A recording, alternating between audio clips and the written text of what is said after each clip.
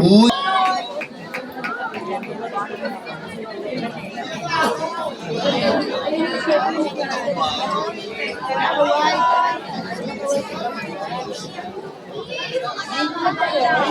short question. What is the role of education in promoting awareness and understanding of diverse sexual orientation and gender identities? I repeat the questions. What is the role of education in promoting awareness and understanding of diverse sexual orientation and gender identities?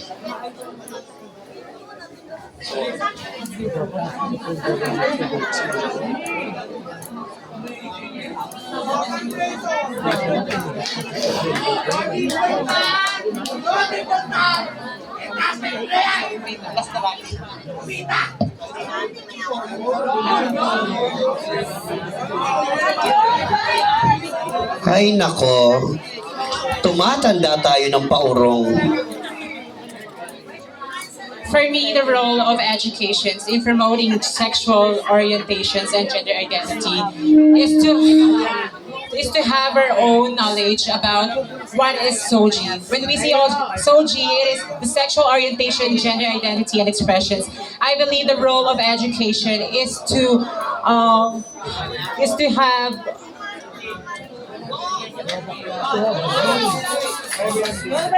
know what we are fighting and is to know what we are Opo, pasok po si number 15, si Lisa Kim. is to know what is fighting, what is for fighting and what is for our rights. And I believe that if we can no if we can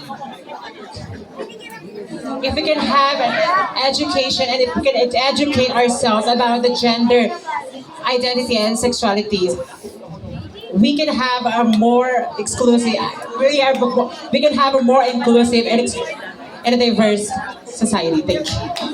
Well, thank you very much.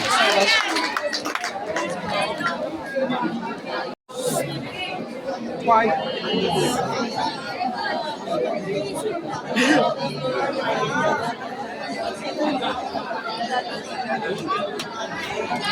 Okay, Bukas pa po your yung questions. Bukas pa po yung NGS. As a registered voter and a citizen of this country, what unique perspective and approaches can young politicians bring to the address current societal challenges? Okay, so let me read the question once again so that we can understand it properly. As a registered voter and a citizen of this country, what unique perspectives and approaches can young politician brings to address current what's this? Societal challenges. So when we say young politician, it is the SK that we have in our barangay or the Sangguniang Kabataan. Well, ladies and gentlemen, I believe that our young generation is really the future of our country, just like what Jose Rizal says. Because I believe that they are the one who will govern our society, who will govern this country in the near future.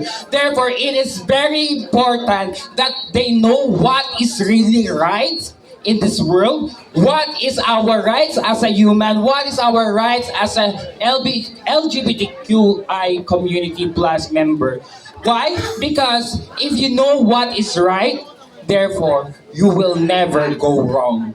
And another thing, if that young politician was really afraid with God or had God with his heart, he will never do wrong in this world.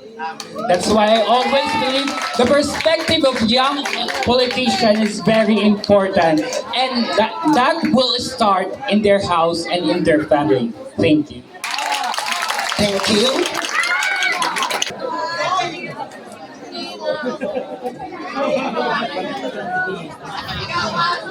Bakit? Alright, one of the LGBT issues once again. What is the most importance of media representation in fostering understanding and acceptance of the LGBTQ plus community. Okay, I'll repeat. One of the LGBT issues. What is the importance of media representation in fostering understanding and acceptance of the LGBT plus Q community? Panandalian ko pong hinihiram ang pakikinig ng iilan upang mas lalo niyo pong maunawaan ang kasagutan akin pong bibitawan. Hindi ko na po kailangan pilit-pilipitin pa ang aking dila upang makapagsagot ng wikang banyaga sapagkat naniniwala ako maraming kabataan ang naririto. Sasagutin ko to sa wikang Katagalugan upang mas lalong maunawaan ng kabataan na naririto. Ang katanungan ay umiindayog sa ganitong pamamaraan. Ano nga ba ang kahalagahan ng media? Una, atin munang talakayin kung ano nga ba ang ibig sabihin ng media. Tayo po ay napakaswerte sapagkat napakaraming teknolohiya, social media ang maaari nating gamitin upang makapag-post ng mga iba't ibang salita, iba't ibang mga saloobin, opinyon tungkol sa ibang kapwa-tao. Ngunit ang katanungan, ano nga ba ang kahalagahan nito upang mas maunawaan ang LGBT community? But before anything else, LGBT stands for lesbian, gay, bisexual, transgender, queers, intersex. Itong LGBTQ ay isang organisasyon na kung saan nagsasama-sama ang ikatlong kasarian na kung saan harapin natin ang realidad at katotohanan na hanggang ngayon ay hindi pa rin tanggap at patuloy na nilalait dito sa ating mundong ginagalawan. Mahalaga ang social media sapagkat sa social media maaari naming mailabas ang saloobin namin na kami bilang isang miyembro ng LGBT ay parte ng lipunan ng ating ginagalawan. Maaaring sa social media makakapag-post ka, mauunawaan ng tao sapagkat harapin natin ang katotohanan na tayong lahat ay gumagamit ng Facebook, Twitter, Instagram at iba-iba pang social media. Maaaring sa social media ay maunawaan ng mga tao. But let's face the reality. We are not just accepted. We are just tolerated. Because if we are accepted, we are protected by laws. Thank you so much. Thank you very much.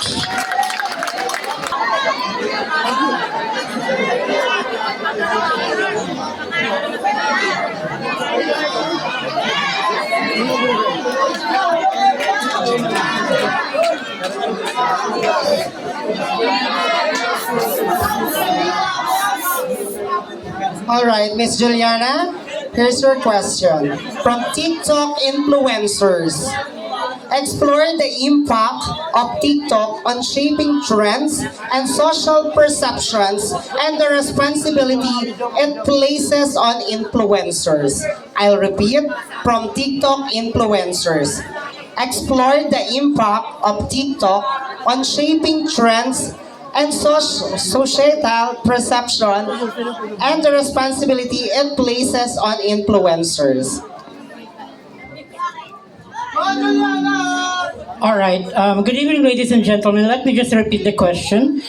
Explore the impact of TikTok on shaping trends and societal perceptions and the responsibility it places on influencers. All right. Before I answer that particular question, ladies and gentlemen, Board of Judges, let me just say this. This is from my based from my own knowledge without using any punchline or script. Okay. If you believe it, thank you. If not, that's your choice. Ladies and gentlemen, I myself is a TikTok influencer. And how will I shape it? To the young generation, how to use not only TikTok, but all forms of social media in our society. I believe it is better to protect children in using too much social media. Why? Naniniwala ako ng paggamit ng social media ng lubos ay nakakapangamba para sa mga kabataan. Bakit? Hindi lahat po na nakikita natin sa social media ay totoo. Social media is the number one fake reality in our society. What you see is never what you get. Because I believe, ladies and gentlemen, if you are sad, you can post that you are happy. If you are poor, you can post that you are rich. Everyone will believe in you because of your social media and your influence. But at the end of the day, it is your own decision how you make your life comfortable. And I believe, ladies and gentlemen, and as influencer, we should influence the people on how to be good, how to use social media with moderately, and how to be a good citizen. That will be all, and good evening. Thank you so much, Juliana Pariscoba Segovia. Dipultan, here's your question.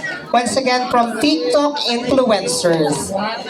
How can TikTok influencers use their platforms to address important social issues and inspire positive change? I'll repeat, from TikTok influencers, once again, how can TikTok influencers use their platforms to address important social issues and inspire positive change? Well, thank you very much for that wonderful question. Ladies and gentlemen, this is somehow connected to the question of Miss Juliana Pariscoba Segovia. Well, we know the fact that TikTok is very rampant nowadays. Even a young child using TikTok.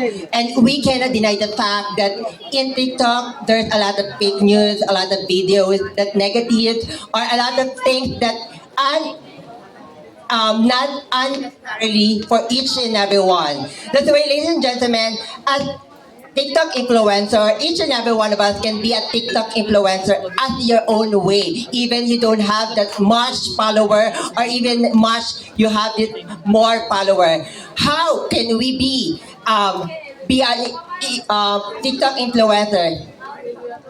Come to think of it, if you know your responsibility as a human citizen of this country or in this world, therefore, you know what is right and what is wrong. And you know how to use proper the TikTok or any social media in nowadays. And in order for you to address some, not all, some of the issues of social issues, and how can we make an impact to change for this, just share a legal or right information to each and everyone. Voice out what you feel that no one can hurt, but rather it will help the other person to develop themselves and the inspiration to others, and be the proper way of using the social media. In that way, you are serving as a role model, showing how responsible you are as an individual. Thank you. Well, thank you very much, Ate Girl.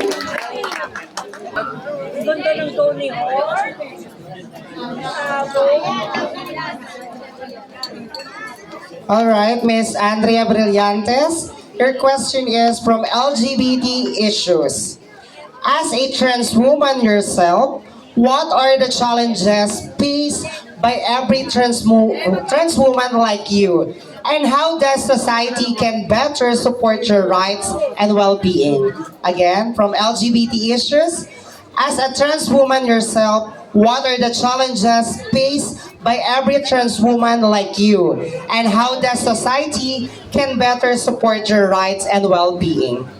Thank you very much for that very long and mind-boggling question. I believe that whoever made the question itself is to challenge my intellectual capacity as an individual. If we're going to number the challenges that we trans women are facing, we're not going to end today, because there are so many problems and challenges that we are facing every single day of our lives, regardless if we are just at home, if we are just at school, or we are in the community. But there is something that I would really like to tackle at the moment of time, and that is something that everyone should listen to. The very first thing that challenge us trans women people is the way how community labeled us.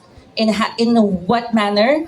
Some people think that when you are a trans woman, you need to have boobs, you need to have a vagina, and you need to have a very beautiful face and a very beautiful skin that you really look like a woman. But no, trans woman is how you feel. It is not what you physically look like. It is how you feel and how you interact with others. I am a trans woman myself, and I am very proud to tell to everybody that way back, I am not as beautiful as who I am right now. I do not have this body. back, I am being insulted and judged by so many people because of the way how I look, because of the way how the community labeled me. And there's just one thing I promise into myself, that one day I will be as beautiful as I am today. And this is what I did. And at the moment of time, what I would like to do is to simply inspire and inculcate within the mind of each and everyone that's watching tonight. Let us not label trans women as someone that has to be beautiful. Let them express who they are. Let them be real in themselves. Let us not force them to do things in order for them to be accepted into the society. Sometimes we even think that a trans woman must undergo transition. No, they should not, and they are not required to. As long as they are being real to themselves, and as long as they believe that they are trans women, then they can be whoever they want to be, and the society has to respect it and accept it. Ladies and gentlemen, I am standing right here tonight from someone who is being judged and insulted way back, as someone who can be an inspiration to all trans women watching tonight, even the straight men and women. Respect each other. Let us accept and embrace imperfection of one another if we wanted to have a better world to live in. Good evening. Thank you so much. Candidate number 6, Miss Andrea Brillante.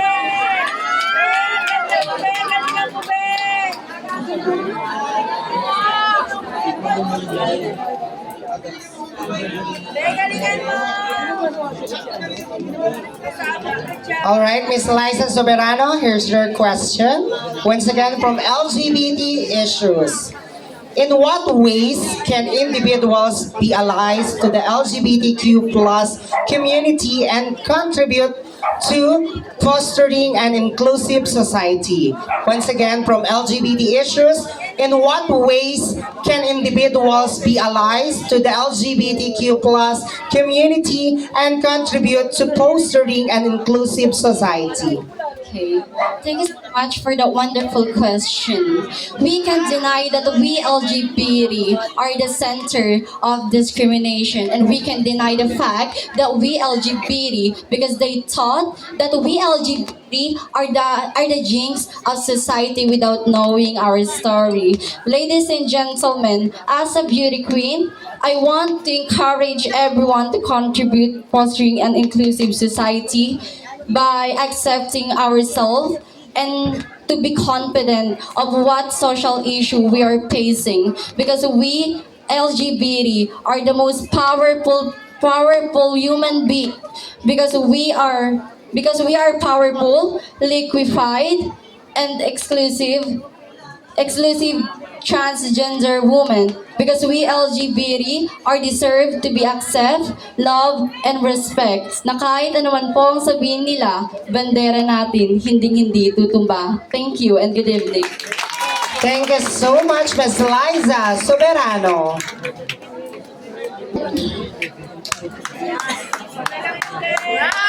Hello, Miss Hart.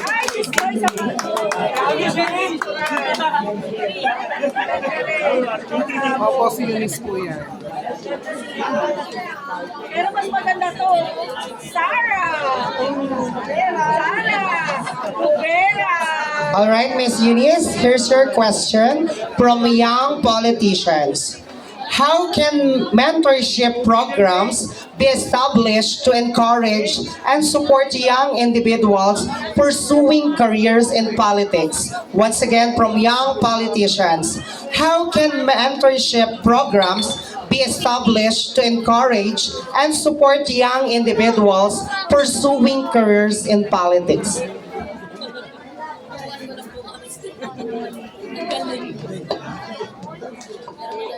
Thank you for this mind-boggling and long question. So the question goes like this: how can mentorship programs be established to encourage and support young individuals pursuing careers in politics?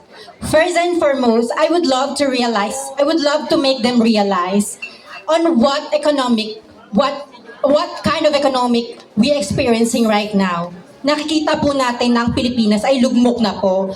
We are currently in last rank of a world country. Para po sa akin, ipapaintindi ko po sa kanila kung sakasakali man po papasok po sila sa karir ng politician, ay magkaroon po sila ng takot sa Diyos.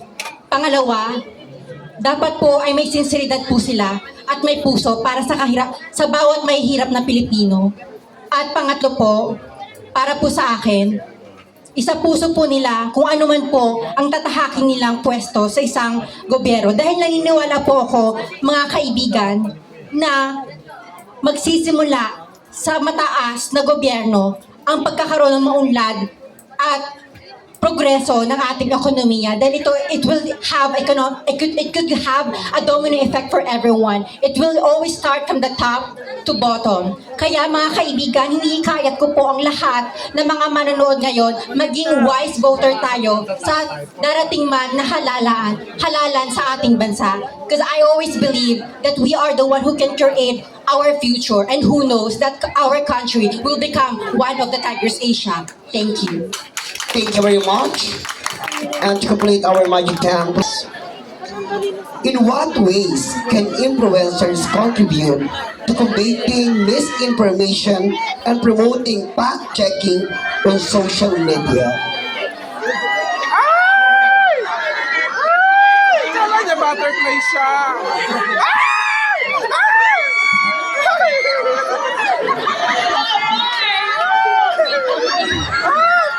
Nakapiling ng ipis butterfly siya.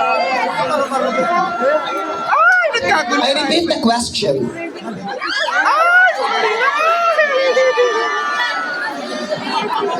Bayan si Aya. Ayun na ipis to. Okay, repeat the question. TikTok influencers. Uy. In what ways can influencers contribute to combating misinformation and promoting fact-checking on social media? Thank you so much for this very timely and relevant question. This is truly timely because in this time of technological advancements where everyone is using social media, such as TikTok, this is really important. In what ways can influencers, such as users, such as everyone, contribute in combating misinformation, fake news, in promoting fact-checking on social media? The only answer is this. It is by teaching people of what we call social media literacy. What is social media literacy?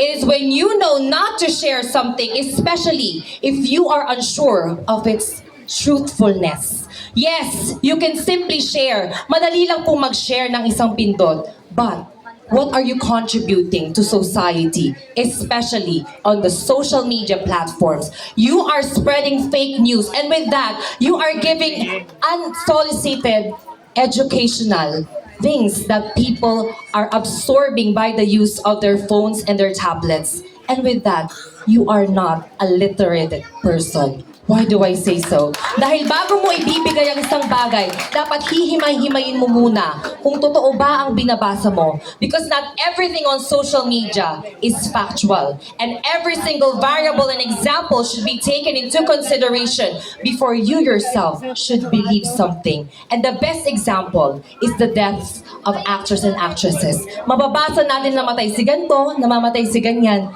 but then definitely, we can never believe if it's factual unless we can source it to the most amazing thing. And what is that? And that is media by the use of our news, GMA and ABS-CBN. Because let's always take in mind that these are two different things. They are separated for a reason. Because influencers and TikToks, they are for entertainment purposes. And the media itself fought for a reason for our country. And that is to solicit and to liquidate the information that we are going to inculcate in our minds. Kaya po dapat tayo maging matalino mga Pilipino na hindi dapat natin kinakain lahat ng impormasyon na ibinibigay sa atin dahil hindi mo lahat-lahat ng pinapasok sa utak mo ay basura na pala. Thank you so much. Well, thank you very much, Ms. Catherine Bernardo. There you have it, ladies and gentlemen. Talaga namang yes!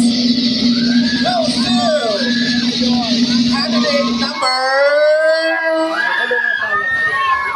Wala na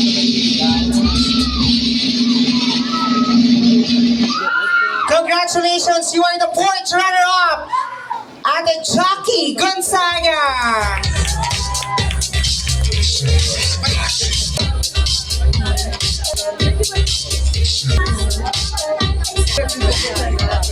are the third runner-up.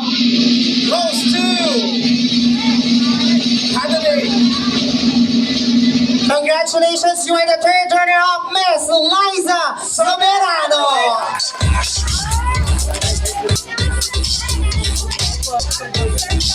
The box and then the teddy bear also. Congratulations, you are the second runner-up, Miss Heart Evangelista. Forward, step forward.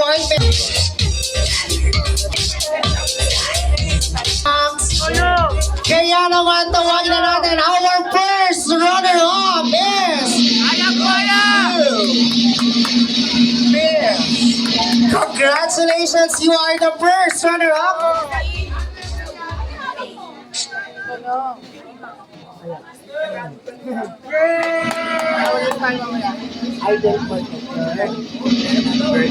Okay, tama? Okay po na sa akin po yung cash. Kala ko, madam, paano yun? Ay, nahanap niyo po ba ng cash? Kala ko, ay, nabot ka sa akin. Congratulations, you are the first runner-up, Miss Andrea.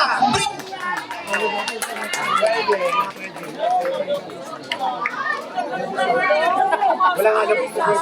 Tama yan. Yung kanina pa ka talaga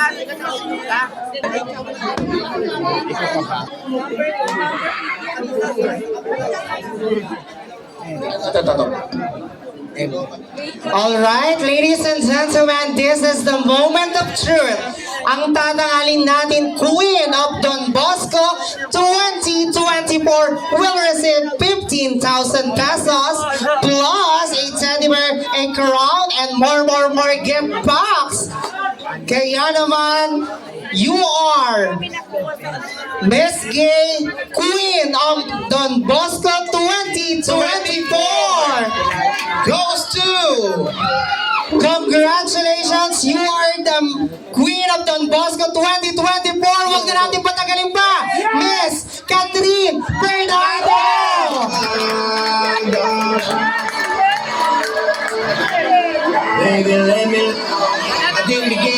Lahat po ng mga candidates forward as pictures.